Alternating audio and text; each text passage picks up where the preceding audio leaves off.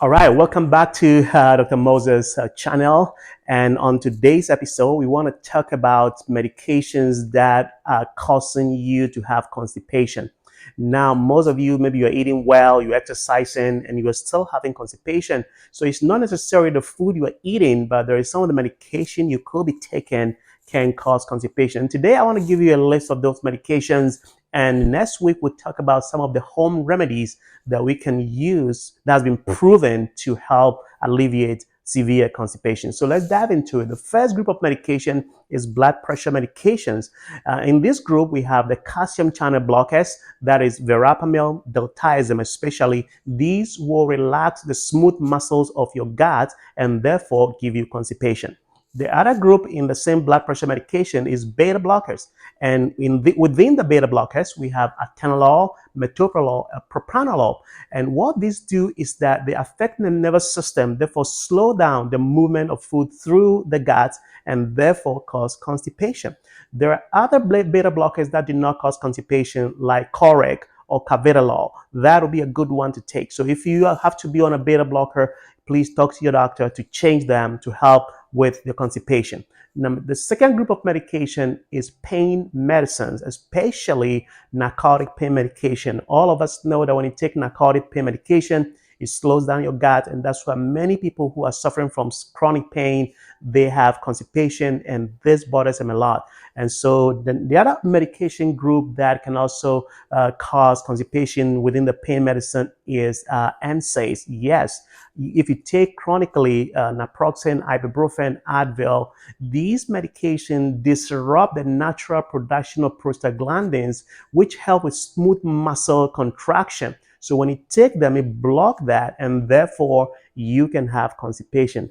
And the third group of medication are antidepressants, like the Prozac, the Zoloft, the Celexa, amitriptyline, nortriptyline. All these group of antidepressant will slow down the movement of stuff through the guts, and that's why you have constipation.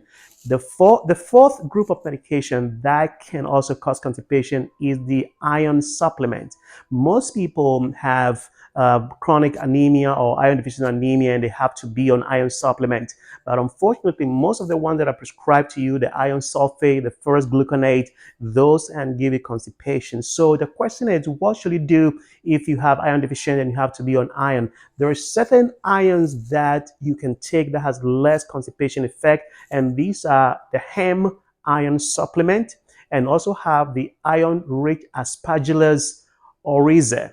And also we have the iron glycinate, the iron glycinate. These ones has less constipation effect. So if you have to be on iron, talk to your doctor and see if they can switch that for you.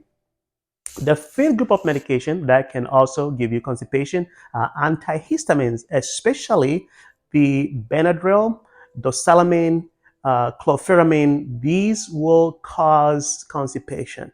So if you have allergies and you have to be on antihistamines, you want to take the ones like loratadine or Claritin, Allegra. These ones do not cause constipation. So if you have to be on antihistamine, this is what you should be taking instead of the Benadryl and then the other ones that I just mentioned earlier.